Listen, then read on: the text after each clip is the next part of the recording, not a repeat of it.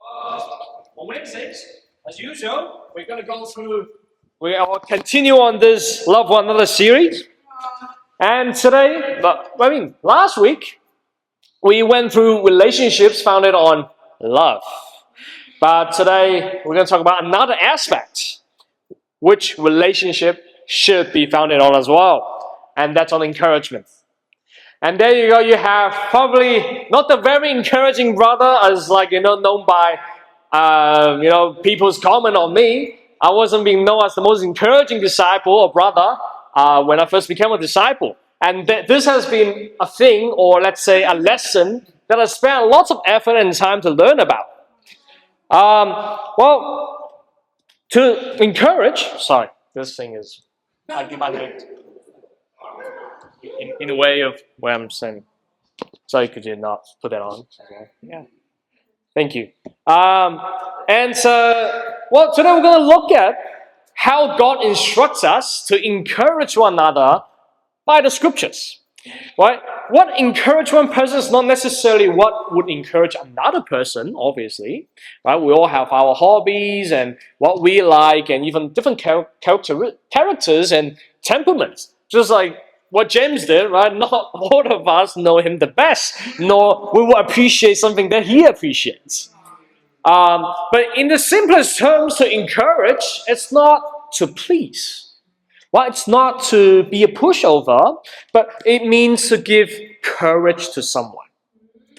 The world is particularly really bad at doing this, often resulting to insults out of lack of patience, harshness, sarcasm, and even threatening, hey, I will lift up this other person on purpose just to make you jealous. Right? How often have we heard it said like, I'm saying this for your own good, mate? Right? But when really we know that person simply just want to pour out the frustration on us. Right? Even for me, myself, as how I grew up and how I have become an adult, I didn't even know I could actually take a lot of harshness as an individual. Right? Until, other disciples, sometimes they will come to me and then telling me that, apologizing to me, sorry, I should have said that to you, or being like that to you, I was being too harsh to you. I didn't even know that was actually being harsh. So I was pretty numb about it, even myself. So I'm naturally not a sensitive person about discouragement. So I made lots of mistakes in the past in saying things that not very encouraging for our disciples. But as I've been learning about it, I also need to discern and to tell people at a point, when they're actually being mean. I had to learn about this. Well, the ultimate test of whether your encouragement was truly encouraging is found in the results, right? Did your encouragement produce courage in that person to change? Right? What have they done afterwards? Right? Like, for example, if you genuinely cared, right, you will not count on the times or how many times I will tell this person or go reach out to this person and counting on the return of the effort or whatever, right? You will throw yourself out there for that person regardless. You'll be present for that person or a group of people. You'll be the first one to show up when they need help. Last one to leave them. You will do everything you can, to go meet them, right? Even same thing as how I always appreciate is being brought with lots of feedbacks and reflection. As sometimes me and Emmanuel now we will do some surveys and also questions. So just to wanting to know what you guys really think. What can I improve as well, and what do you guys see that I'm not seeing? So I want to hear as many pieces of advice and observation as possible. But I can only take them when I know, also all of us, and I can observe how you guys know about each other, and also how much time you guys spend with one another, right? So I can trust that piece of advice is reliable or not. And thus I can be encouraged as well to make changes by that, because I know that person also cares a lot as well. So encouragement comes in many ways of the time you spend, and also the energy you spend, and also the attitude, right? So today we're going to focus on encouragement. As with our encouragement in relationship, they are simply not enjoyable or not pleasant at all. So point number one, let's see how encouragement is being taught by God. Right? Here's a few actions of encouragement through instructing one another. Romans 15 verse 14. I myself am convinced, my brothers, that you yourselves are full of goodness, complete in knowledge, and competent to instruct one another. This is so important that we need to deny our self-righteousness to honor the Bible, the Word of God, because when we don't, we will not only start dwelling on sin, right, but we'll also become irresponsible for our own actions. So recently I've been studying the Bible with a very faithful Catholic. He's very enthusiastic about Catholicism. Right? He went from a non-denominational background to Catholicism because he believed the Catholic Church is the final authority of the explanation about the Bible. But when we did seeking God, and when we came to the point that we're asking, hey, do you believe the Bible is the only reliable source of God's righteousness? But he says it's not the only one, because we need to rely on the church leaders' explanation as a church, right? So when we not be careful of trusting that we are able to instruct one another, we will slowly to blame others for our faults, for our, let's say, incompetency, right? And the second one is to communicate in singing. This is why it's so important to sing with all our hearts, right? Doesn't matter how good you are, you got to give all your heart. Ephesians chapter 5 verse 19, speak to one another with psalms, hymns, and spiritual songs. Sing and make music in your heart to the Lord. So when we hold back in our singing, right, we actually do not notice that is exactly when we become self-focused. Right? We start minding how we sound and how other people will think about our voices, and even when we're sometimes being too enthusiastic, we look ugly in front of the sisters as brothers, and we're kind of suddenly box ourselves, saying that we can't sing. Right? And we try to live up that James of Shanghai, because we have so many Jameses now, and I just want to go by the biblical way of saying of the place where they come from. So James of Shanghai, right?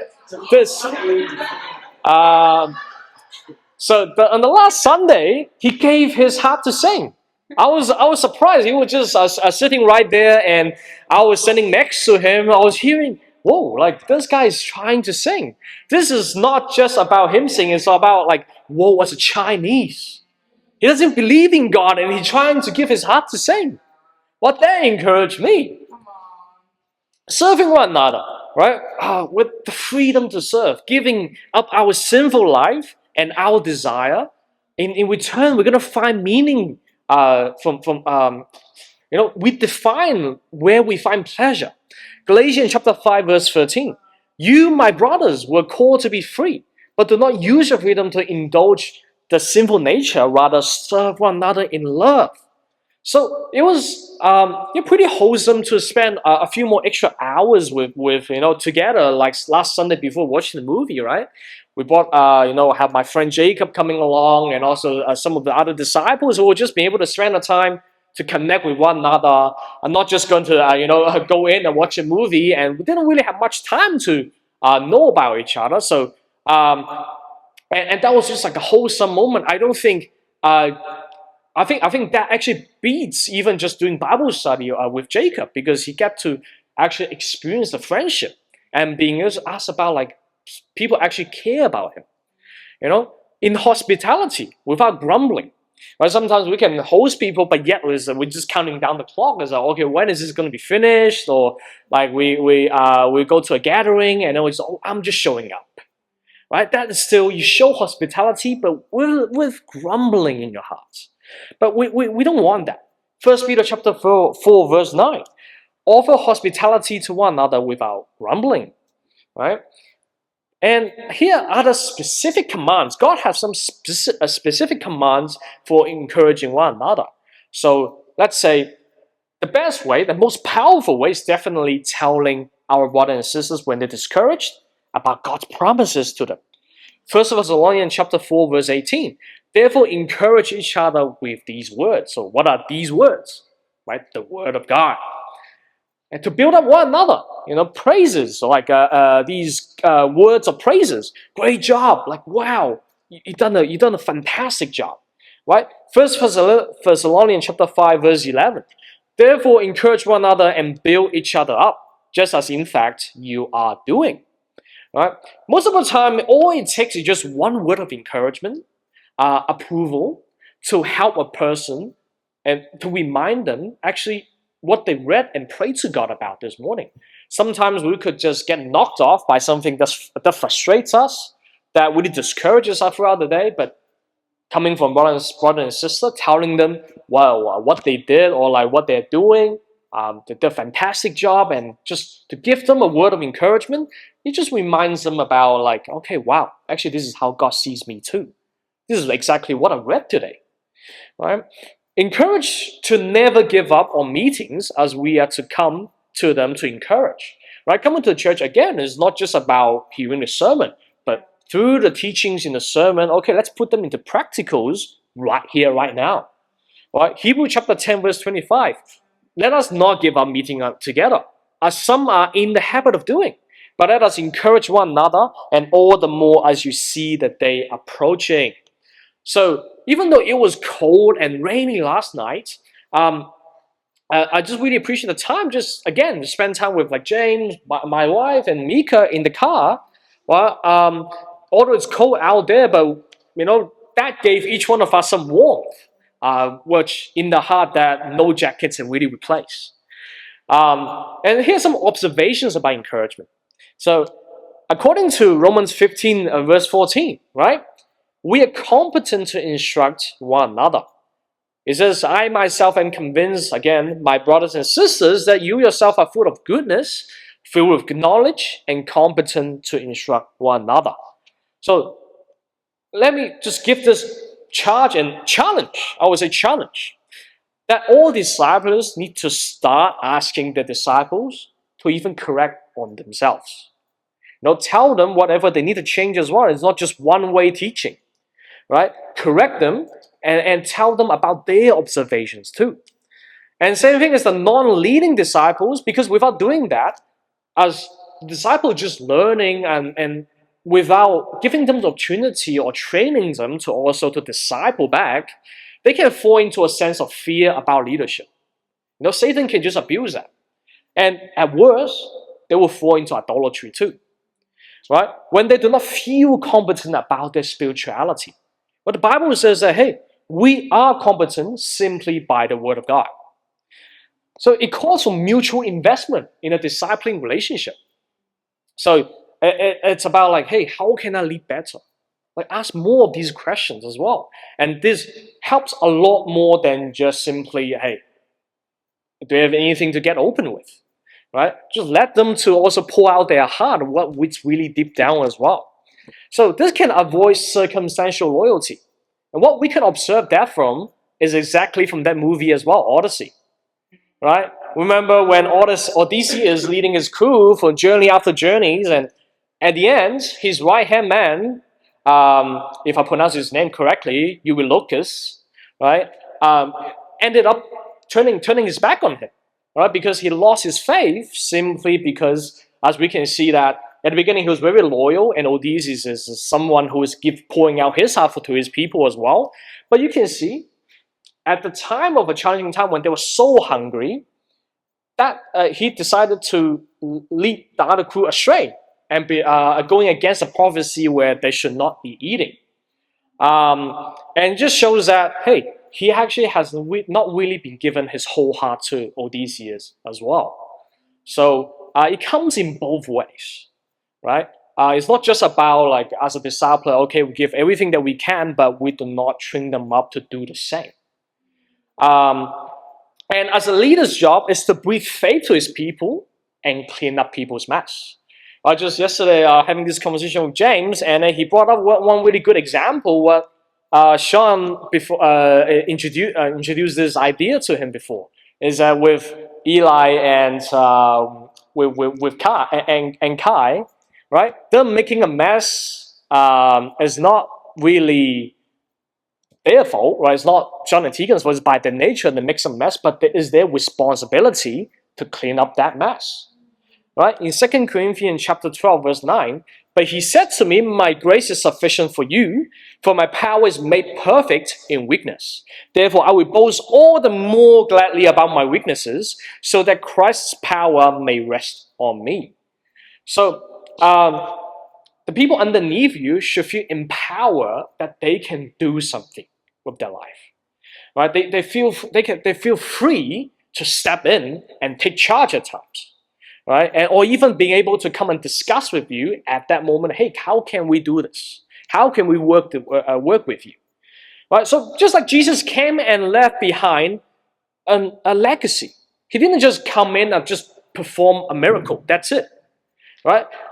And the same thing, the miracle that God has delivered us with our specials, 16,000 in 1 month, that is our testimony of our faith.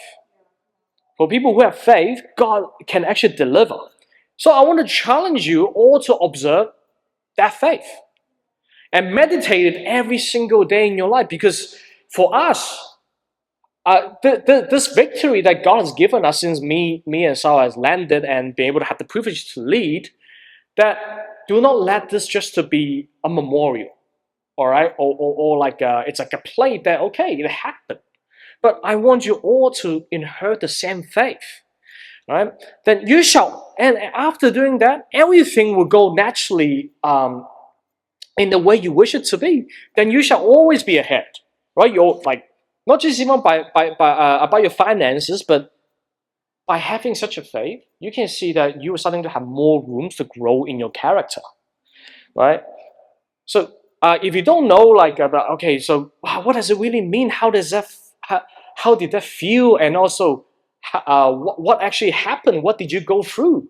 Also with the people that are working alongside with you, Nixon, or like with Sada, throughout this journey. Okay, come and ask us, right? We will tell you the story. And the encouragement we are able to receive is tied rather closely to the openness that we bring into any relationships. So the more vulnerable that we are with who we really are, the more we can be seriously encouraged. And encouragement, just like love, it must be based in truth to have the desired effect on us.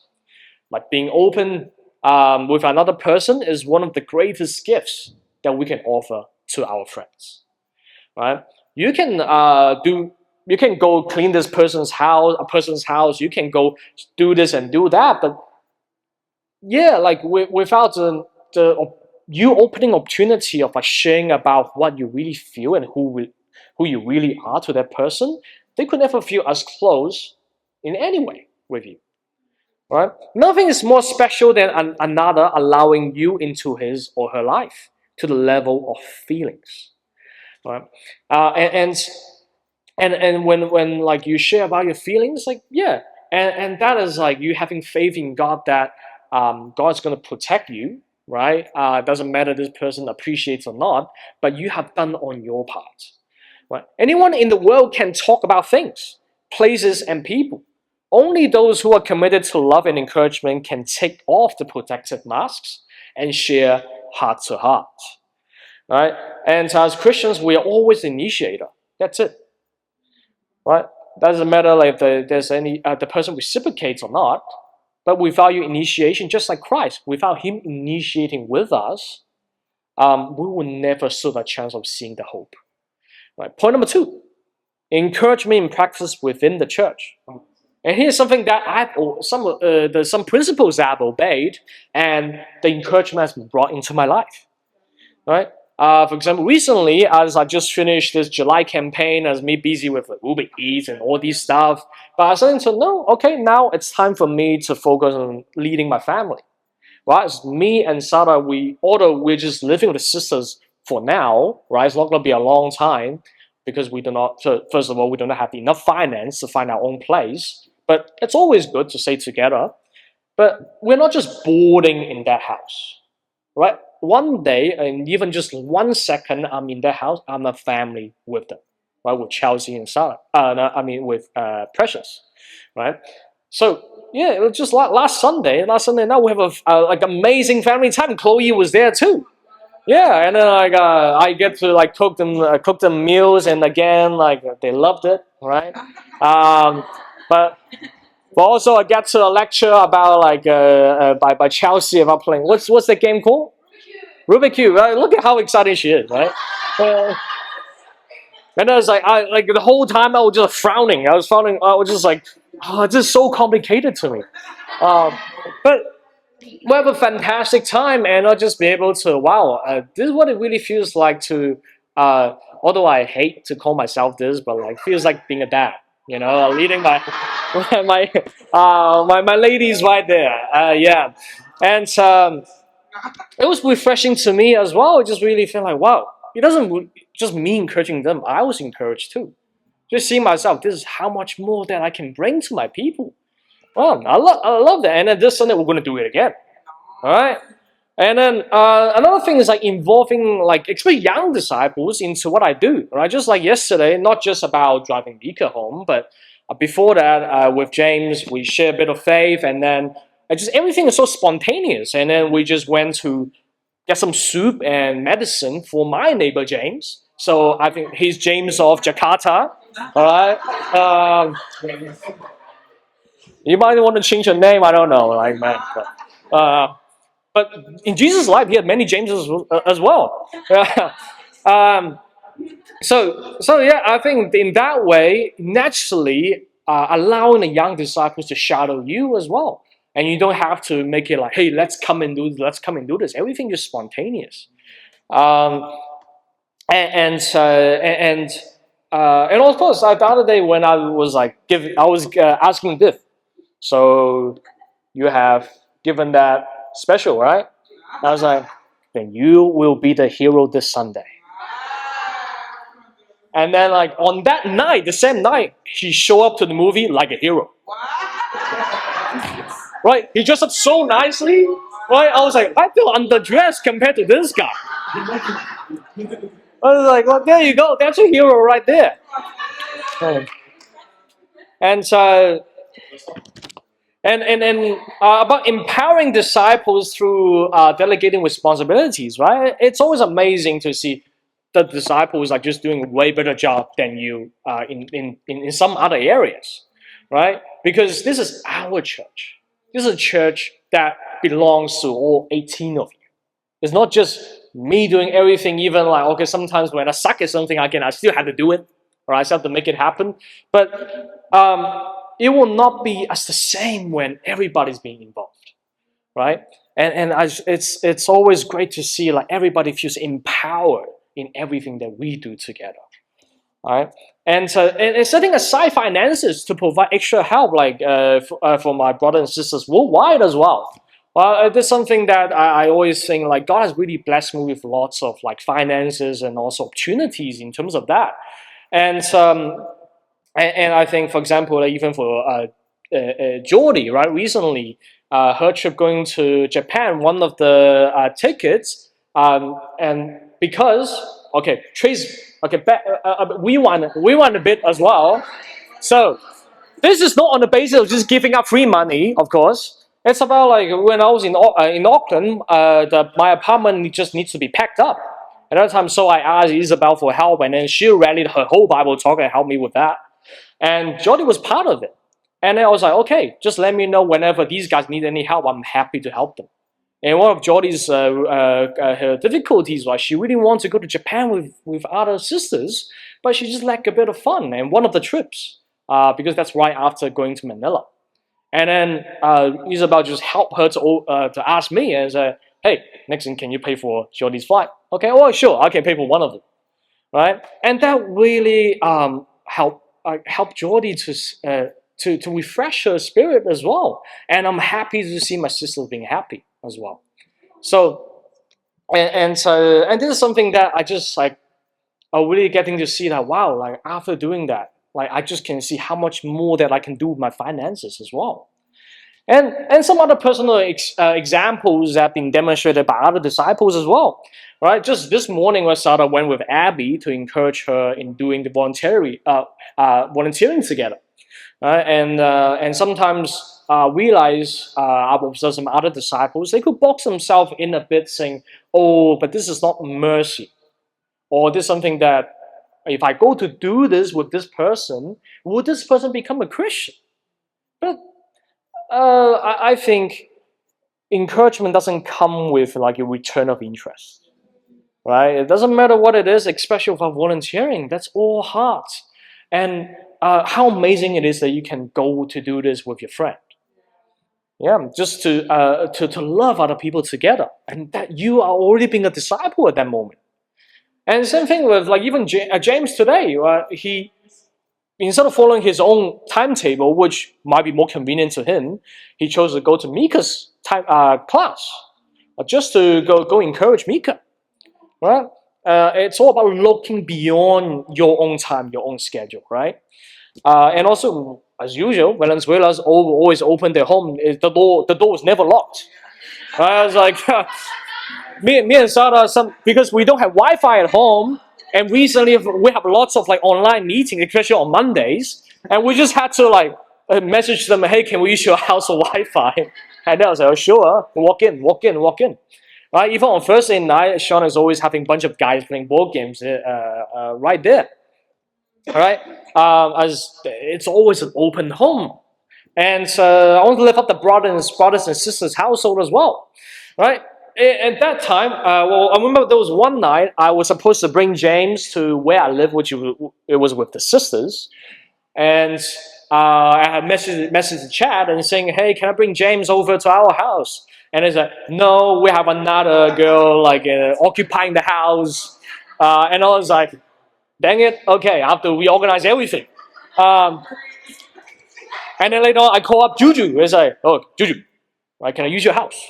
And then I was like, sure. I was like, can you tell this guy to clean up the house? And Juju, and no, or even without me saying that, I was saying that in my heart. That was I was going to tell him next. And Juju just initiated, I'll get the guys to clean up the house.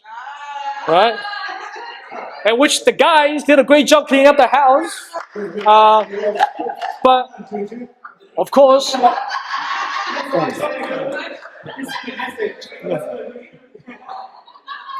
but without grumbling as well, right? Did you guys grumble when you have to clean the house?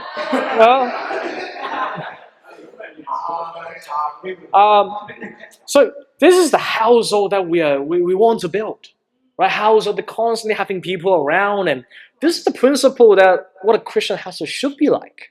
Right? We need to have friends coming around our houses at least once a week, right? The best every single day, right? And also again, the boys always would like host my friends to going to their family time as well. They're not excluding, hey, this is our family time, this is the brothers' time. I don't want anyone to interrupt us.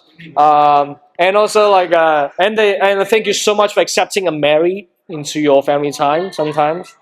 And of course, you guys might find this a bit like, really? You're going to lift up this person, but I want to lift up Eli? I think it was yesterday, Monday, yes. When after using the Wi-Fi, I was using the Xbox for a bit. I just want to wind down a bit.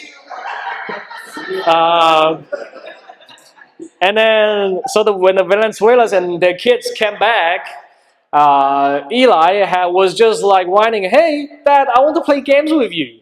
I want to play the bear game.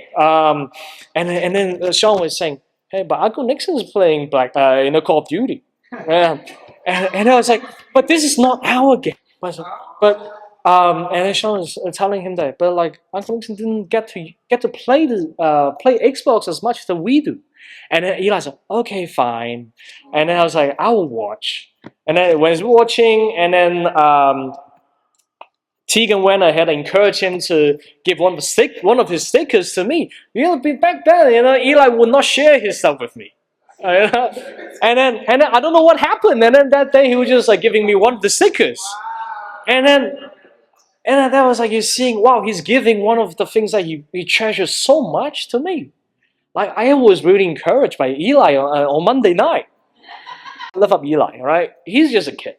But we just need to purify ourselves sometimes and be quick to change just like a kid, just like Eli.